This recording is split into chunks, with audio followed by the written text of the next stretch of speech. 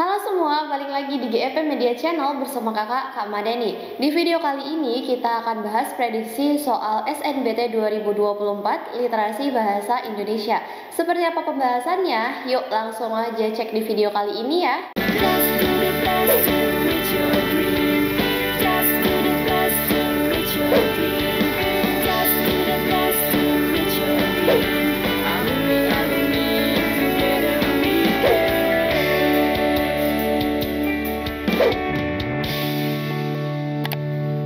Kapan lagi kamu bisa ikutan tryout UTBK gratis di GP Media?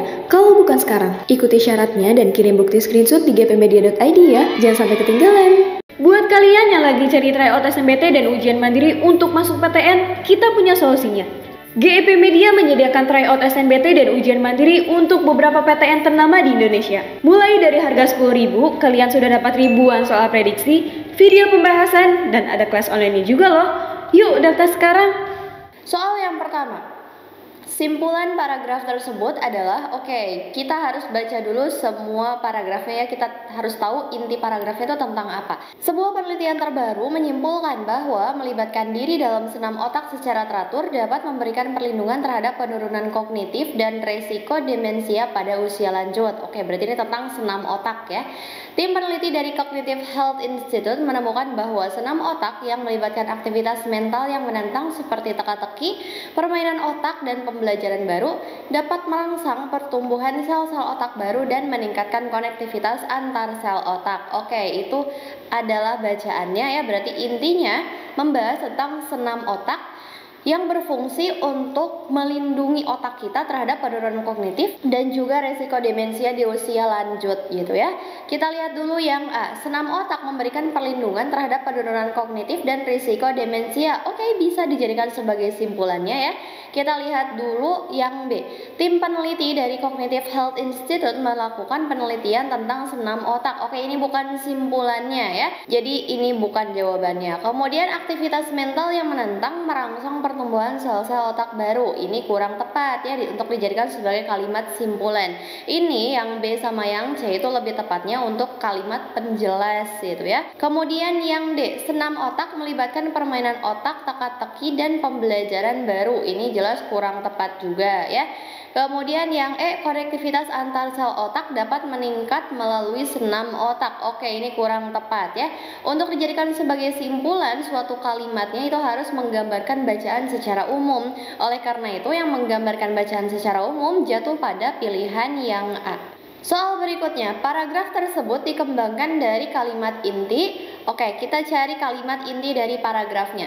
Berdasarkan hasil survei, minat baca pada kalangan remaja di Indonesia relatif rendah. Hal ini tercermin dari data rendahnya frekuensi kunjungan remaja ke perpustakaan dan rendahnya jumlah buku yang dibaca oleh remaja tiap bulannya.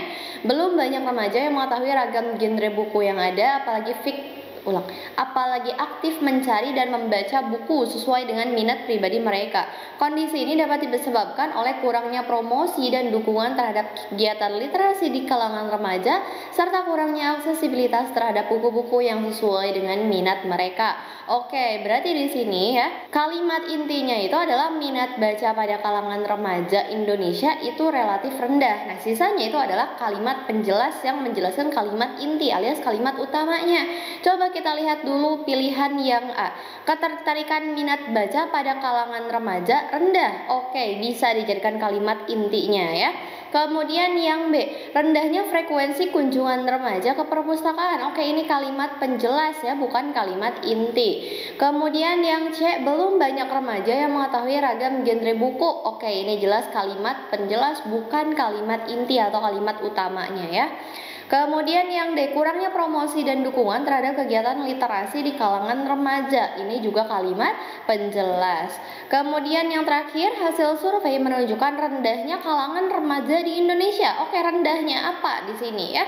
Ini jelas kurang tepat. Maka jawaban yang paling tepat itu adalah yang A. Lanjut ke soal berikutnya. Judul yang paling tepat untuk kutipan bacaan di atas adalah kita cari judulnya.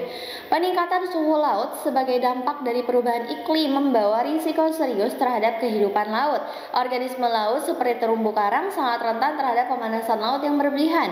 Seiring dengan peningkatan suhu, terumbu karang dapat mengalami pemutihan yang dapat merugikan ekosistem laut secara keseluruhan. Pemanasan laut juga dapat mempengaruhi pola migrasi ikan dan reproduksi plankton, memicu ketidakseimbangan dalam rantai makanan laut. Oke, berarti intinya ini tentang peningkatan suhu laut akibat perubahan iklim ya, sehingga membawa resiko terhadap kehidupan laut, alias kalimat pertamanya itu adalah kalimat utama dari paragrafnya. Ini paragrafnya paragraf deduktif ya, sisanya itu adalah kalimat penjelas. Oke, kita lihat judul yang paling tepat, yang A dulu. Pemutihan terhadap terumbu karang. Oke, kalau yang A dijadikan sebagai judul ini kurang tepat. Kenapa? Karena di sini dia bukan hanya membahas tentang pemutihan terumbu karang gitu ya, tetapi dia juga menyebutkan tentang pola migrasi ikan yang berubah, kemudian reproduksi planktonnya juga berubah gitu. Jadi yang A bukan jawabannya. Kemudian yang B, pola migrasi ikan di setiap pola pergantian cuaca. Oke, ini jelas kurang tepat juga. Ini masuknya ke kalimat penjelas, bukan judul yang paling tepat ya. Kemudian yang C, ketidakseimbangan rantai makanan akibat berkurangnya organisme laut. Ini jelas kurang tepat juga ya. Kemudian dampak perubahan iklim terhadap kehidupan laut. Nah, ini bisa dijadikan sebagai jawabannya ya. Kita keep dulu yang D. Kemudian yang E, pemanasan laut akibat adanya aktivitas pertambangan. Oke, tadi di dalam bacaannya itu tidak disebutkan tentang adanya aktivitas pertambangan, berarti yang E bukan jawabannya. Maka dari itu kita pilih jawaban itu adalah yang D. Ini adalah judul yang paling tepatnya ya. Dampak perubahan iklim terhadap kehidupan laut. Nanti baru dijelaskan kehidupan lautnya itu ada apa saja gitu ya. Oke teman-teman, di sini kakak punya satu soal latihan untuk kalian. Seperti biasa silahkan dijawab dan share jawabannya di kolom komentar ya. Sekian pembahasan di video kali ini. Semangat belajarnya and see you in the next video.